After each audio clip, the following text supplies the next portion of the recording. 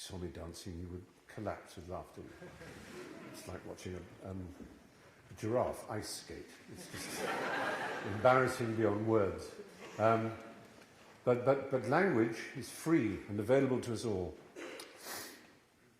So I remember I said to my mother, maybe this was, by this time she obviously, as I say, knew, I said, this film, I said, this is important to be honest.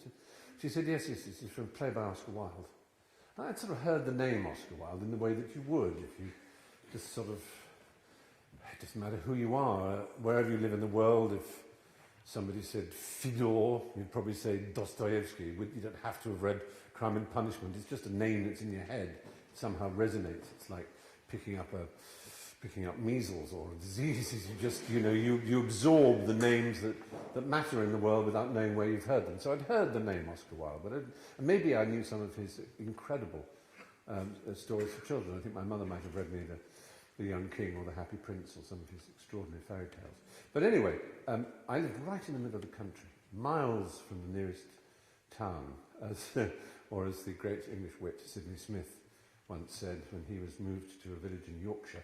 He was a vicar, and he wrote some of the letter. This was in about 1760. He wrote this letter to a friend of his.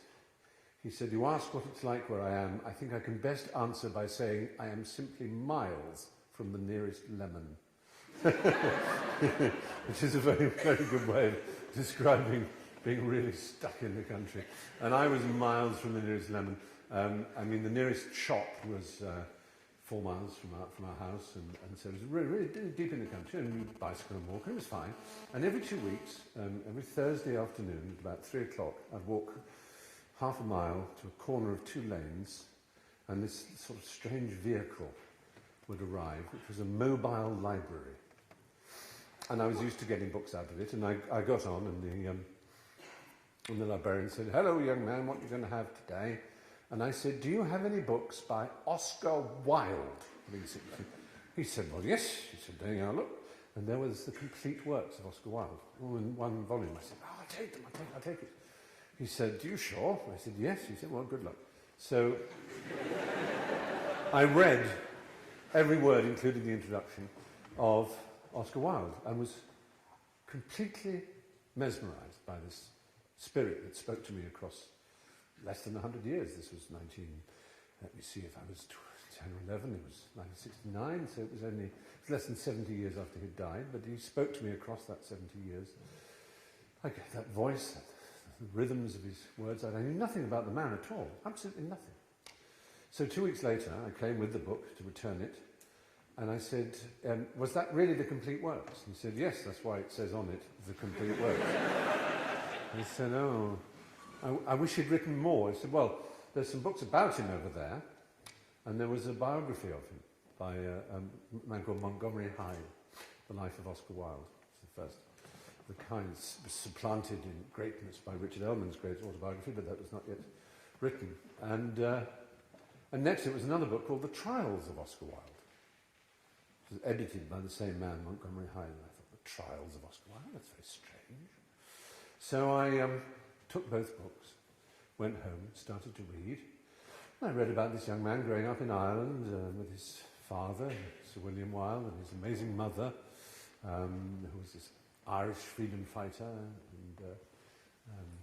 And I read then about how he married Constance Lloyd and had 2 children, and then suddenly this whole new element arose, his sexuality. And I thought, oh my God, not only is this man I've been reading the greatest lord of language I have ever encountered, but he was like me. I'm not alone. Not only am I not alone, but it's not just an ordinary, sad failure of a person who's like me, but the most glorious spirit I have ever encountered. So I read the book with my mouth open, and then, of course, with tears dripping on the pages, I read about the awfulness of what happened to him, the terrible, terrible nature of his arrest and punishment and exile and death in Paris. It was a terrible story. It was like for someone not religious, it was messianic. And I can say this in the church without too much embarrassment. The parallels are very strong. He had disciples, people who worshipped him, who thought he was a kind of secular, artistic Messiah, as it were, but he was also betrayed. And he also, funnily enough, everyone knows he was witty. Everyone knows the famous things about him. Everyone has a famous quotation, we are all in the gutter, but some of us are looking at the stars. It's beautiful. Or the witty ones, work is the curse of the drinking classes. And obviously he was fantastically funny. But he also did speak in parables like Christ. I'll just give you an example of a Wildian parable that amuses me greatly. It's retold by several people. André Gide retold it in his memoirs. He was at a dinner table, and somebody said something very bitchy. Now, people think about Wilde that he was like a peacock, that he was grand, but every description of him, by everyone who met him, was that he was very grave and immensely kind, incredibly generous, and his voice was very melodious, but not in the least bit screechy or camp. He was not pleased with himself. When he spoke to people, he looked them in the eye. It was the British Prime Minister Benjamin Disraeli who once said, there are two types of intelligent people. The ones who, when you get up after a dinner party, speaking to them, make you feel this high because they're so brilliant. Or the ones who make you feel this high because they are so brilliant. And Oscar fell into the second category. As Shakespeare said about Falstaff, not just a wit, but a cause of wit in others. He made people smarter. As he described it himself, without vanity, he made people see the colour of things. He saw how things really were. A small example, which is literally use of colour, is that he always used to say, when he sat down, he would say, waiter, bring me a glass of yellow wine. He couldn't bear it when people called it white wine because it isn't white. It seems a small point, but it isn't. That's white. This doily is white. Wine is yellow. And there's nothing particularly witty about saying yellow wine, but the point is he carried this through to everything, his observations of everything.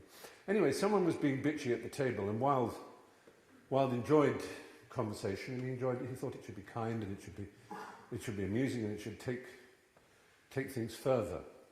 I'll tell a story within a story, which is terrible, but it's my definition. Whenever I'm asked if there is a definition of an educated person, I quote Oscar in his letter to Lord Alfred Douglas. He said to him, the fact that you didn't get a good degree at Oxford is not important.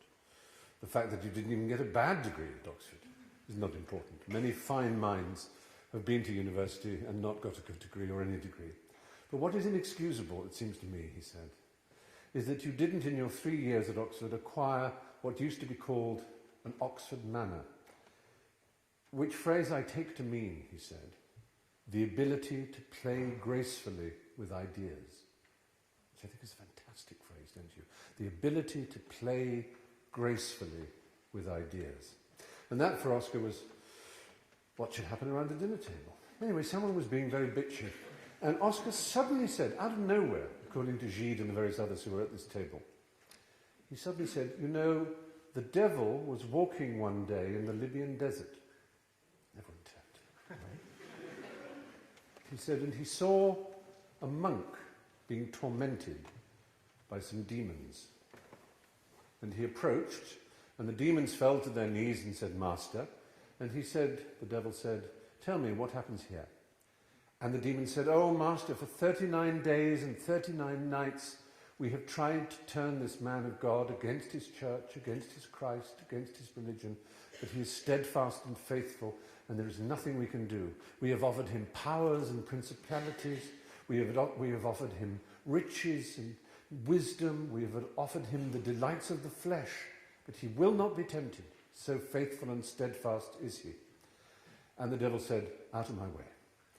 And he whispered in the monk's ear, and instantly the monk snatched off the cross around his neck, snapped it in two, and rent his holy garments asunder, and filled the air with hideous curses against God and the church.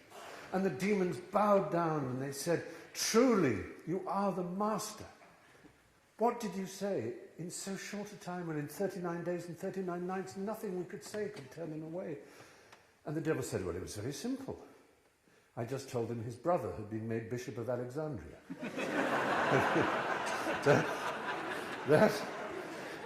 That is Oscar as a parabolist. Isn't it marvellous? Because the person at the dinner table had been bitchy and had been jealous of someone. And Wilde was saying in the most elegant and witty way possible.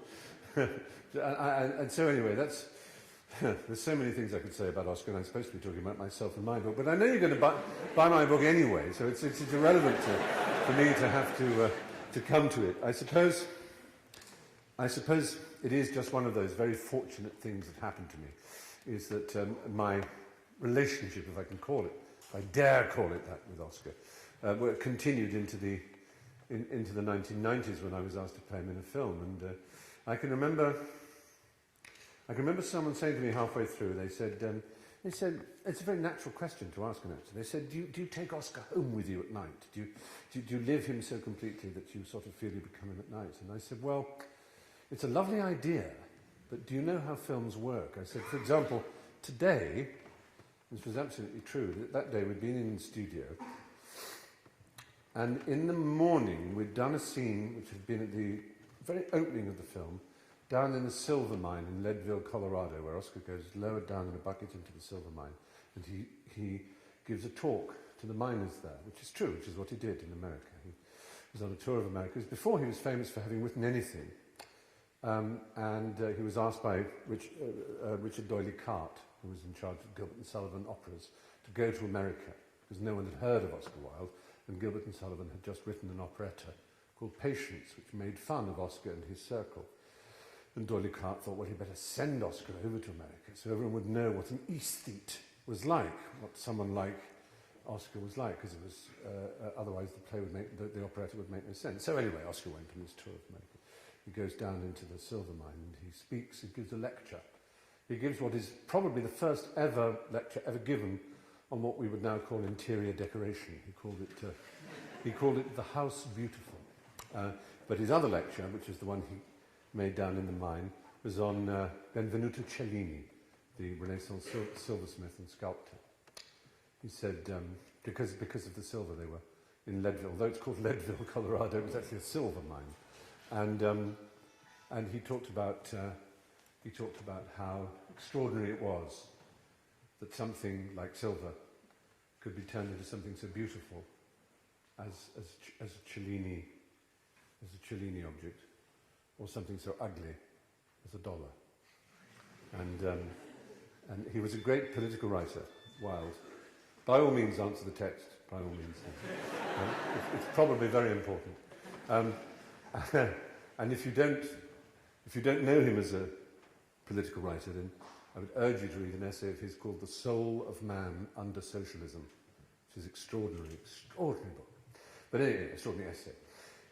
Anyway, I was filming that scene in the morning, where Wilde is the most successful student to have emerged from Oxford University for generations. He'd won every prize. He'd won the Newdigate Prize for Poetry. He'd won other prizes for Greek writing. He was the best Hellenist Greek scholar that Oscar had for generations. Everyone was predicting fantastic success for him. He was brilliantly witty. He attracted people enormously with his charm. He wrote wonderfully. He'd not written any plays yet, and he'd not written any poems that were worth, circulating. But everyone knew he was going to be a great success, and he was at the height of his optimism about his life. And we shot that film, that scene in the film that morning. Then that afternoon, we shot a scene in which Wilde is on the treadmill in prison, where he's the most reviled and hated man in Britain. His career has come to a shattering end. He's been sentenced to 2 years penal servitude, is the phrase they used, hard labour, and which it was said, incidentally, that a man of Wilde's class would not be expected to survive more than a year of such punishment without dying, because he was, like me, pudgy, and he'd lived well and he'd not experienced anything so appalling as the Victorian prison regime.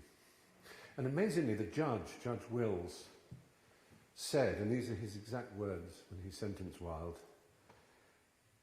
"You will go to prison for 2 years at hard labour. This is the worst case I have ever tried. I would that the law allowed me to punish you more severely." That's a pretty weird thing to say, especially when you consider the week before, the same judge had been on a case of multiple child murder. And yet he could say of Oscar's case, "This is the worst case I have ever tried." It shows the horror, the scandal, the peculiarity of the trial. And there's Wilde, this figure who had one moment been, to use his own phrase, like a remarkable rocket bursting in the sky, and the next minute had fallen to earth as a dead stick, utterly miserable. So my answer to the question is, do you take Oscar home with you at night, is which Oscar? The Oscar bright with promise, the most witty, charming man imaginable, or the most broken and despised man imaginable? Acting, of course, isn't like that. It's technical. You can't take a character home in that way. But there are others. I'll just give you a few other Oscar comments. I wasn't planning, by the way, when I stood up to talk about Oscar Wilde, but here I am talking about him, and there is no man I'd rather talk about, and certainly more interesting in talking about myself, which we can do in the second half of the evening anyway. But another example of when he was at Oxford, he was educated at Trinity College, Dublin, which is the university where in Dublin, obviously, where the Protestant, what was known as the Protestant ascendancy, those British and Protestant people who lived in Dublin before its independence from Britain, where they went to be educated. And he was sent to Oxford as the greatest scholar they had ever produced, and everything was promised for him. And he arrived, and when he was doing his exams, they had exams called vivas. I don't know if you know what a viva means. It's short for the Latin viva voce, which is a very church Latin way of pronouncing viva voce, i.e. live voice. Instead of sitting down and writing an exam, another feature of it was you would sit in a chair and there would be a row of examiners who would put questions to you. And they still do this at Oxford and Cambridge, and it's called a viva. So that it's not, you have to be able to respond and argue vocally, live, not just write down things you've remembered. But it included bits of translation, and as you may know, the New Testament is written in Greek, but New Testament Greek is different from classical Greek, from what is known as Attic Greek. It's not the same Greek as Sophocles and Socrates and Aeschylus and Euripides and the great Greek playwrights and philosophers. And in order to show that he was a master of Greek, Wilde had to show that he was good at New Testament Greek. So for his viva, they handed him a New Testament, opened more or less at random. It happened to be at the Passion and Crucifixion of Christ. And they asked him to translate at sight from the Greek. And so he did, perfectly. They said, "Thank you, Mr. Wilde, it's very good." And he carried on. He said, "You could stop now." And he carried on. They said, Mr. Wilde, please stop. You've passed this New Testament. You can stop." He said, "No, please let me go on. I'm dying to see how it all turns out."